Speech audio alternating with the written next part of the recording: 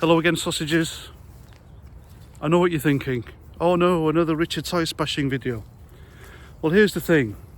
Before you all start throwing your knickers at him and declaring him to be the saviour and the Messiah and the second coming, I beg you just to watch, listen, see what the guy's saying and doing before you come to that conclusion. I want to believe that the guy is the alternative. I want to believe that he does represent me.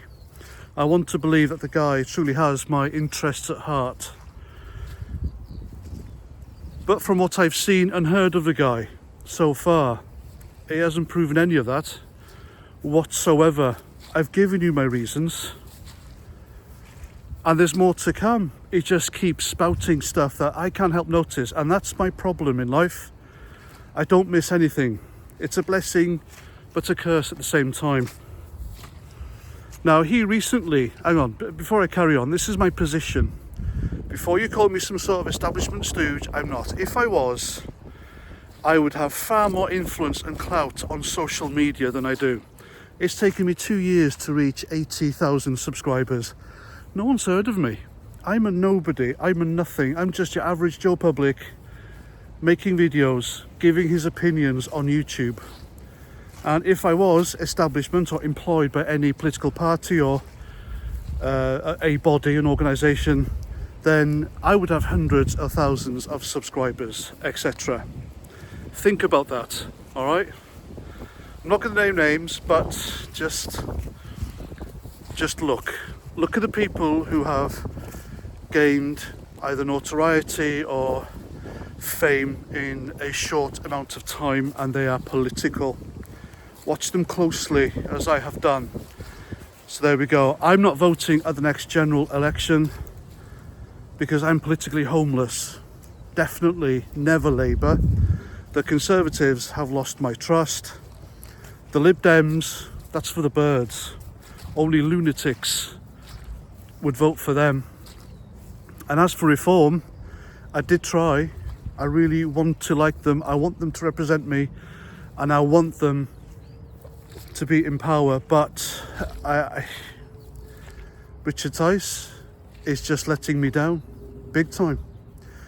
He had Stephen Chilcott, a candidate in a by-election for Reform, dobbing in Tommy Robinson to Hope Not Hate.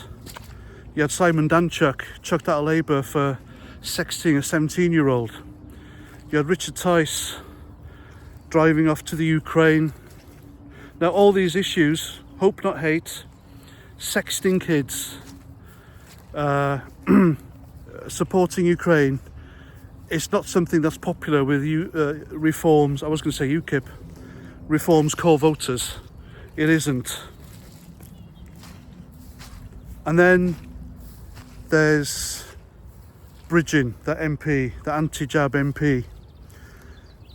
Richard Tice was an advocate of the jab. I haven't heard him apologise for that, and I've never seen him publicly back Andrew Bridgen on it either. Andrew Bridgen stands alone on this issue. No one's backing him. That's because the guy's got a backbone. And why hasn't Bridgen joined Reform? That should tell you everything, shouldn't it, really? As far as I'm concerned, that's probably the only true independence in Parliament at the moment. And then there was Richard Tice's appearance on GB News recently. Now, they were talking about bringing back Boris Johnson to save the Tories. At this point, nothing will save the Tories. Nothing. They could have Mary Poppins pop up, spread her magic to try and make former Tory voters... Bloody wind, sod off. I'm angry at the wind. I've been reduced to that in life. Angry man yells at clouds. That's me now. Mary Poppins could pop up with her magic spoonful of sugar and get the former Tory voters to vote for them, but they won't. I believe they'll vote for Labour in protest. But that's just me. Anyway, so they were chatting about Boris Johnson, and Tice was saying Boris Johnson is the one who got us Brexit, etc., and he didn't. Right? For the record, Brexit never happened. Ever. If you read the withdrawal agreement, you will see our membership was merely downgraded. And I saw this answer online. Someone said it's like having Netflix, but instead of paying for the top tier like we used to, we've now got the bottom tier. We've argued with the girlfriend, we don't want Netflix because we can't afford it. It's not value for money, it costs too much for what it is, but she insists on having it for her ridiculous soap operas and series, the American series where everyone falls in love and cheats with each other, them kind of programs. My other half loves them for some reason. I don't get it. Anyway, so you've come to a compromise. Now you're paying for the bottom tier, but you still got Netflix. It's the same with Brexit. We're still in. We're still part of the European Court of Human Rights. We never really left. They still have some sort of clout over us. And that's not what I voted for, by the way. When I voted for Brexit, I voted for out completely, out of every European Union institution, away from those unelected bureaucrats in Brussels, especially Guy Verhofstadt, that warmonger. He's still spouting his bile, sending billions of European taxpayers' money to fund Zelensky and his war. But back to Richard Tice. In that interview, and this is what I noticed, they were talking about voting, and he agreed voting should be mandatory. Now, me personally, and I don't know why this is a controversial opinion, but I don't think voting should be mandatory. People are telling me all the time, people died so you can vote, don't waste your vote, you'll have Labour in, etc. Well, they also died and fought for you to have the freedom not to have to vote. You don't have to. That's the point of a free society and a democracy. The minute you make people vote and make them choose a choice which you present to them, that is not democracy, that's a dictatorship. So why the hell would Richard Tice agree to that? Again, another red flag, another alarm bell, and there's too many of them for me.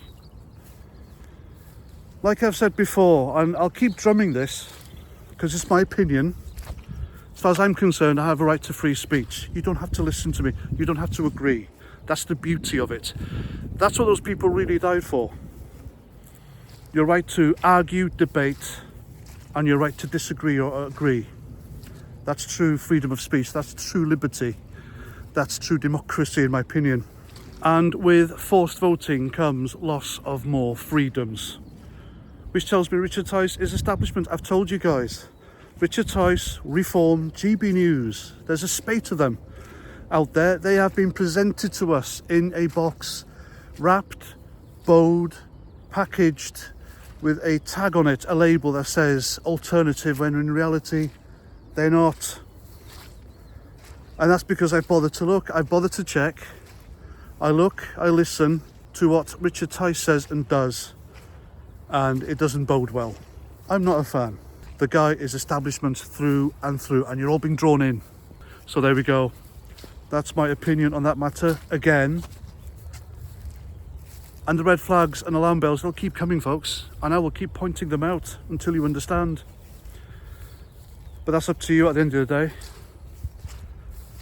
We are a free country, kind of, still. Anyway, that's it. I'm past 49. Thanks for listening. And until the next time, Roger Trout.